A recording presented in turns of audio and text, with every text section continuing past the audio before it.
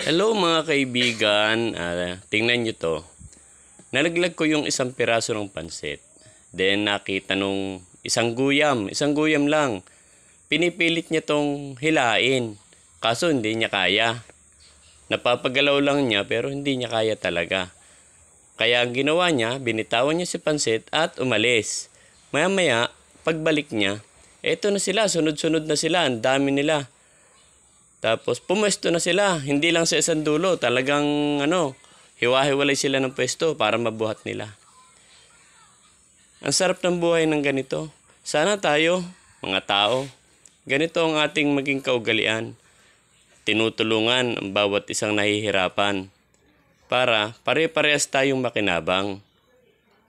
Sana all, ganyan tayo. Walang hilahan pababa, lahat pataas. Salamat po.